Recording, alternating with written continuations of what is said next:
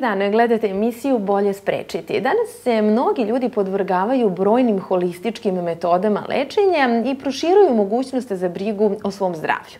O tome šta je zapravo holistički pristup lečenja, kako naše misli utiču na telo i o mnogim drugim temama, u današnjoj emisiji razgovaram sa doktorkom Ninom Bulajić. Doktorka, dobar dan. Dobar dan. Hajde za početak da objasnimo šta je to zapravo holistički pristup lečenju i na čemu se zapravo zasniva holizam. Holistički pristup znači celoviti pristup, jer holos na grčkom znači ceo. Da bi to bolje objasnila, prvo moram da kažem kako funkcioniše konvencionalna medicina. Konvencionalna medicina organizam posmatra u delovima i to zovemo mehanicističkim pristupom, koji je na snazi već preko 100 godina. Međutim, kada govorimo o holističkom pristupu, onda se uvek organizam čoveka, odnosno čovekovo biće, bolje rečeno, posmatra kao celina koja je različitim sistemima povezana. Čovek je mnogo više nego zbir delova. Zašto je sada holistička medicina postala moderna? Zato što smo videli koje su manjkavosti ovog konvencionalnog pristupa. To i sami ljudi znaju da idu kod jednog, drugog, trećeg, četvrtog, petog specijaliste. Naravno i kod lekara opšte medicine koji pokušava sada sve to da da tu holističku notu, ali to nije u potpunosti moguće zato što nešto uvek ostane da nije urađeno. Ne znamo kako je bilo psihološko stanje ili ne znamo u kakvom je stanju energetski sistem. Kad kažem energetski sistem, mnogi ljudi ne razumeju to značenje, kao što postoje svi ovi naši vidljivi sistemi. U tradicionalnoj medicini znamo da postoji ispod svega toga energetski sistem koje su različite civilizacije na drugi način objašnjavale, kao na primer u ajurvedi i u jogi imamo sistem čakri ili u tradicionalnoj kineskoj medicini sistem meridijana koji objašnjava da zapravo naš organizam se pokreće energijom. I to je potpuno logično. U konvencionalnoj medicini daleko je veći fokus na hemiji, biohemiji, sada u moderno vreme, molekularnoj biologiji, imaging tehnikama, a jako malo ili nikako učimo o energijama. Energetski sistem zapravo čini taj holizam. I tu možemo kroz energetski sistem da tumačimo mnoga oboljenja, ali ne samo kroz energetski. Volela bih ovde da skrenem pažnju da kada govorimo o holizmu, to je i psihosomatska medicina. Danas je ona u rukama pre svega psihijatara, ali zapravo bi svi trebalo da razmišljamo na psihosomatski način i da na neki način uspostavimo svest o tome da je zapravo na bilo kom nivou može da nastane poremećaj. Može da nastane u telesnoj sferi, u psihološkoj sferi ili u duhovnoj sferi i da na kraju kao rezultat imamo neku bolest. Zbog toga je i moje lično opredeljenje da se bavim holističkom medicinom. Kažite mi, da li je kod svake bolesti potrebno lečiti i dušu i telo? Da. Praktično da. Evo uzmimo dijabetes. Kod dijabetesa se smatra da je nepravilna ishrana, naravno jeste najčešće uzrok dijabetesa tipa 2. Drugo je dijabetes tip 1 kod dece. Ali dijabetes tip 2 je uzrok stil života. Šta nas tera da nepravilno jedemo? Pa psihološki faktori. Dakle, ako hoćemo da lečimo telo, neminovno se moramo vratiti na to zašto mi to radimo sebi. Pogotovo sada kada toliko imamo informacija. Šta sve je važno, šta treba da uradimo, pa opet i dalje imate veoma loše epidemiološke podatke. Ako ne shvatimo okvir života, znači nije to došlo samo od sebe. Uvek se moramo baviti i psihosocijalnom sredinom, kada govorimo o zdravlju bilo koje individue, bilo kog čoveka. A kako to misli utiču na telo? Na više načina. Zapravo, misli, bez obzira da li su one pozitivne ili negativne, one proizvode određene hemijske reakcije u našem organizmu. Tu su važni endokrini sistem, zatim vegetativni nervni sistem i energetski sistem koji sam malo pre pomenula. Recimo da je neka situacija, mi to kažemo stresor, izazvala stres u našem organizmu, istog trenutka dolazi do skoka adrenalina. To je ona čuvena reakcija bori se ili beži. Naravno, tu se menja celokupna hormonska slika, ali adrenalin i kortizol su najvažniji učesnici u stresu. Sa druge strane, šta se dešava na vegetativnom nervnom sistemu? Tu imamo dva dela. Simpatikus, koji je zadužen za stresnu reakciju, i parasimpatikus, koji je zadužen za relaksaciju. U stresu dolazi do kontrakcije mišića. Mišići su naši najvažniji emotivni organi. Drugim rečima, ne samo da ćemo imati spazam velikih mišića, poprečno prugastih, pa može doći do lumbaga, bola u leđima i tako dalje, nego dolazi i do kontrakcije glatkog mišićnog sloja u sitnim krvnim sudovima, arteriolama, a to znači da je svaki naš organ slabije ishranjen krvlju.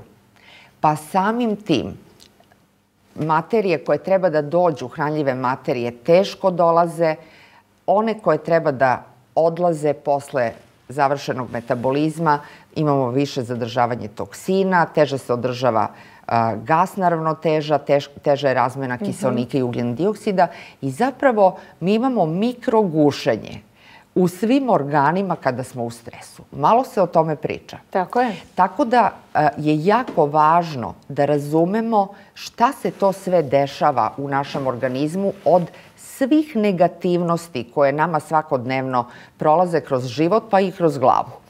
I energetski sistem, znači poznato je da negativne emocije naprave blokadu na energetskom sistemu. Gde je blokada, znači u nekim partijama tela je više energije, što nije dobro, u nekim je manje energije, što takođe nije dobro i eto onda opet lokalnih razloga da se na nekom mestu koje smatramo slabom tačkom razvije nekakvo oboljenje. A koje metode lečenja se zapravo smatraju holističkim? Uže gledano, to su metode tradicionalne, komplementarne i ono što se ranije zvalo alternativne medicine. Navešću ovde u našoj zemlji koje su legalizovane metode, to su ajurveda, kineska tradicionalna medicina sa svim svojim podvrstama terapija kao što su akupunktura, tuina, pa tu je i shiatsu koji potiče iz Japana, pa biorezonantna terapija, zatim hiropraktika, osteopatija, makrobiotika, homeopatija, znači čitav niz metoda.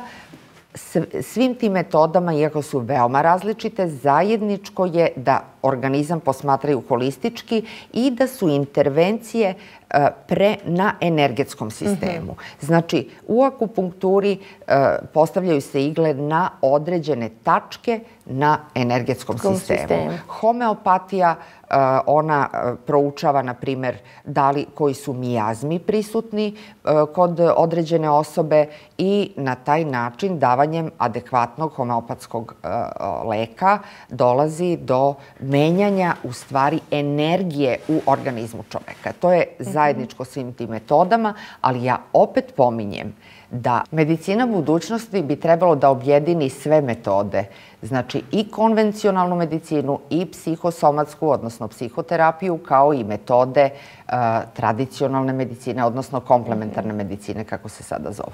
A koji su to osnovni faktori u pacijentovom životu koji se uzimaju u obzir pri holističkom pristupu? Potrebno je da se uzmu svi faktori praktično od začeća. Jer svaki čovek koji dolazi u ordinaciju doktora holističke medicine, to je svet za sebe. On je na određeni način proveo svoje vreme u embrionalnom razvoju kao fetus, ima određenu porodičnu istoriju, zatim ima i određene bolesti tokom života koje je razvijao u detinjstvu i kasnije u adolescenciji, odraslom dobu, zatim okruženje u kome živi. Nije svejedno u kakvim uslovima živi, porodične okolnosti, da li ima posao ili nema posao. Znači, sve to u stvari holistički doktor treba da uzme u obzir. Zato što onda može tačno da interveniše na mestu koje u suštini rešava uzrok. Jer konvencionalna medicina je alopatska medicina, rešava posledicu, to je simptomatska medicina, a ovde idete jako duboko da proniknete u uzroke bilo ponašanja, bilo nastanka bolesti i da intervenišete na tome. Danas u svetu zapravo postoje timovi. To je način kako holistička medicina treba da se sprovodi u moderno vreme. Zapravo da jedan tim različitih specijalnosti radi sa jednim čovekom. Sad, da li je to zapravo personalizovani pristup lečenju? Jeste. Uvek je u holističkoj medicini mora biti personalizovan. Znači, vi vidite da u konvencionalnoj medicini doktori moraju da poštuju protokole. I to vam ne daje mogućnost terapije koje je za pojedinca. I to je glavni nedostatak u stvari konvencionalne medicine. Ovde imate obrnutu situaciju, a to je da se svakom čoveku lično treba prilagoditi određena metoda. A koliko zaista bolestan čovek može doprineti svom izlečenju? Može mnogo. Jer često kada su ljudi u nekim teškim situacijama kažu samo budi, ne znam, jak, misli pozitivno, bit će sve u redu. Pa to nije dovoljno. Znate, mislim, ja duboko verujem da je najvažnija edukacija. Jer, evo primer, pričali smo dosta o psihologiji. Deca u srednjim školama uče psihologiju iz udžbenika teoriju psihologije. Bilo bi mnogo bolje kad bi učili o emocijama u adolescenciji.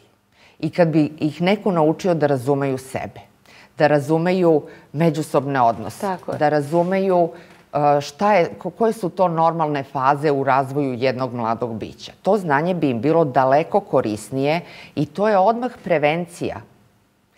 I možete uputiti te mlade ljude da mnogo bolje rade sami sa sobom. Jer vidite, gde god odete, bilo da se radi o nekom specijalisti, bilo da se radi o psihologu, vi imate tamo neko kratko vreme koje provedete. Ostalo je na vama. Prema tome, ukoliko ste dobro edukovani, u smislu kako da sprovodite ishranu, kako da vežbate, ne može svako da radi svaku vežbu. Znači, i tu treba neko početno učenje. Zatim o psihologiji. Zašto da učimo samo psihologiju u radnoj sredini? Zašto ne učimo psihologiju u porodičnoj sredini? Jer to su najveći problemi ljudi. Odakle sve dolazi. Od kako je sveta i veka. Znači, kada prođemo tu edukaciju, onda smo mi daleko jači. Tu je prava snaga svakoga čoveka. I zato treba čitati, čitati, čitati, ići na kurseve, ići na radionice i zapravo to je jedan vrlo lep način kako da interesantno i kvalitetno provedete slobodno vreme, a da pri tome vrlo korisno uradite nešto i za sebe. Koliko duhovnost pomaže izlečenju? Duhovnost je nešto o čemu se izbegava da se priča u medicini, zato što ljudi obično smatraju da, pošto je medicina zasnovana na dokazima i naučna disciplina, da tu nema mesta duhovnosti. Međutim, praksa od nekoliko hiljada godina pokazuje da to nije tako, da je zapravo vera u izlečenje ključna. Znači, ako je neko bolestan, mora prvo da veruje u svoje snage, treba da veruje doktoru. Danas je jedna veoma loša pojava da se doktori kontrolišu preko Google-a, što je izuzetno loše i po pacijente i po doktore. I iznad svega vera u to bolje. Nije dovoljno reći budi pozitivan. treba u to stvarno verovati. Jer vi ako verujete, vi nemate šta sebe da ubeđujete da ste pozitivni. Vi stvarno verujete. I kada sve uzmemo u obzir, pa zapravo vera i određuje naše životne izbore. Jer ako ja verujem da mi je ova metoda dobra, ja ću to koristiti. A ako verujem da mi je ono dobro, onda ću to, a ne ovo. Ljudi nisu ni svesni do koje mere, čak i oni koji sebe smatraju ateistima, do koje mere se u stvari njihovi zaključci ne baziraju na racionalnom, nego na verovanju. Kako ljudi reaguju u Srbiji uopšte na holistički pristup lečenju? Kod nas je to tek u povoju. Nažalost, postoji jedna tendencija, iako sam rekla da tradicionalna medicina, da kažem, je mnogo potpunija u pogledu na čoveka u ovom holističkom smislu, i tu postoji jedna, mogu reći, medikalizacija tradicionalne medicine. Pa opet imate metode gde, ili postupke ili procedure gde se slično postupa kao u konvencionalnoj medicini. Nema edukacije pacijenata, nego vi dođete, doktor nešto uradi, opet ne morate ništa da radite i izađete i sad bi trebalo da se očekuje nekakav pozitivan ishod. Po mom dubokom uverenju, ovo nije dobro. Mi moramo i u našim programima za edukaciju zdravstvenih radnika stalno govoriti o holizmu, jer istrgnuto iz konteksta holizma nijedna od ovih metoda neće dati takav efekat kao ukoliko mi shvatamo i terapeut i pacijent holistički pristup zdravlju i ukoliko nije uključena edukacija pacijenta. Znači, svaki čovek bi trebalo da izađe iz lekarske ordinacije sa idejom ne samo šta je uradio doktor, nego i šta on sam treba da uradi da bi se njegovo zdravlje poboljšalo. A kakva je situacija u drugim zemljama, možda u zemljama iz okruženja? Koliko su ljudi tu svesni? Pa u zapadnim zemljama veoma. Moram reći da je Srbija, da kažem, iako kod nas dugo vremena su se održavale i naši su lekari još pre 30 godina počinjali da uče metode iz tradicionalne medicine, ali je dugo vremena trebalo za legalizaciju. Zašto? Zato što još uvek kod nas nije dovoljno visoka svest o tome. Drugo, ima mnogo zloupotreba. Znate, ima dosta nadrilekarstva, uvek je to bilo. U svakoj nerazvijenoj ili srednje razvijenoj zemlji vi imate razne ljude koji nemaju ni adekvatnu edukaciju i onda postoji jedan strah od primene toga. Znači, nije problem u metodi, nego da li ima znanja ili nema znanja da se ona primeni. Tako da su to sve ograničenja, ali iznad svega još uvek u Srbiji imamo dva tabora. Jedan koji veruje isključivo u konvencionalnu i jedan koji je više za alternativnu, ali mislim to je velika šteta da se to ostavi tako. Treba ići ka integraciji, jer najsvesniji ljudi i na kraju krajeva u zapadnim zemljama žive veoma racionalni ljudi.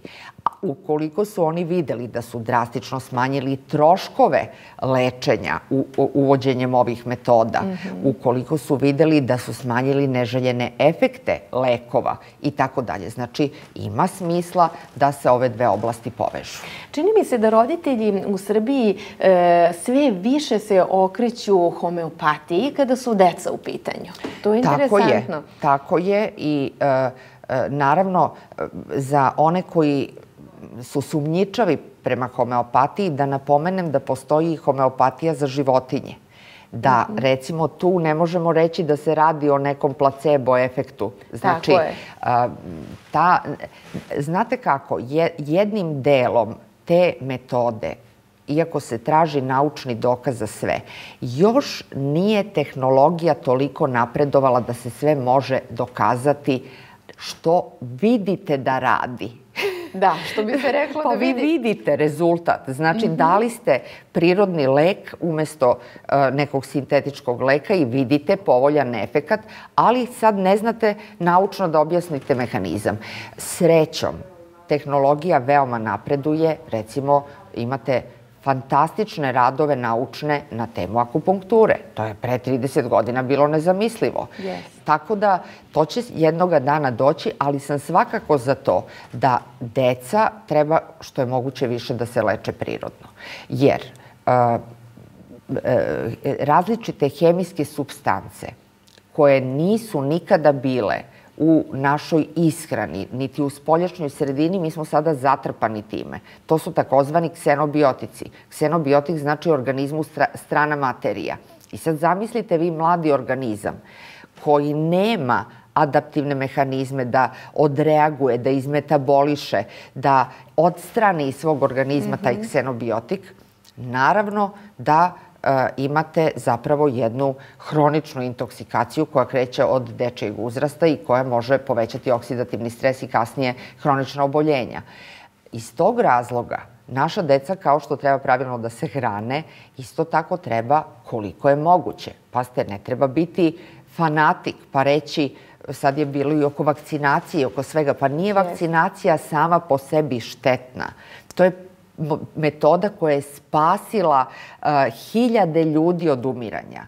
Ali je kvalitet važno da se pronađu metode i vakcine koje su dobro kvaliteta. Znači, i sve što primenimo uvek moramo znati da postoji 1% gde uvek imamo nekakav neželjeni efekat, ali to ne znači da treba da osporimo celu metodu. Tako je. A s druge strane, roditelji često na svoju ruku deci daju antibiotike, ili ih mrzili, nemaju vremena da odu kod lekara, pa kao eto, to se već ponavljalo, ne znam, upala uha, pa siđu u apoteku i poznaju apotekarku, pa dobiju ovaj antibiotik i onda dete prvo prima taj pogrešan antibiotik, onda vode kod lekara, onda prima pravi. Pa, Srbija je zemlja koja je poznata po prekomernoj upotrebi antibiotika. Znači, mnoga stanja uopšte ne zahtevaju antibiotsku terapiju.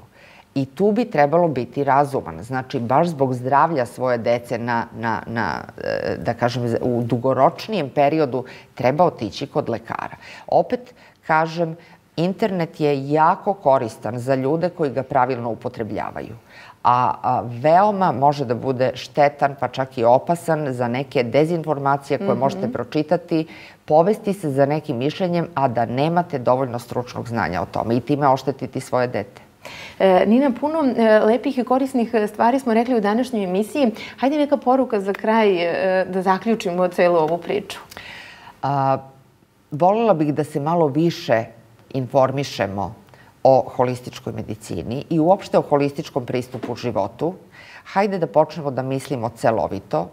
Hajde da počnemo da se bavimo malo sobom i svojim razvojem, a ne samo onim što se dešava spolja, jer ukoliko budemo centrirali sebe, to se tako kaže u istočnoj medicini, povežemo telo, psihu i dušu, tada ćemo biti i najzdraviji i najzadovoljniji i veoma prihvaćeni od svih ljudi iz svoje sredine, bez obzira da li se radi o porodici ili o radnoj sredini. Divna poruka za kraj. Hvala vam puno na gostovanju. Molim. Hvala i vama što ste gledali još jedno izdanje emisije Bolje sprečiti. Ostanite uz Zdravlje TV. Doviđenja.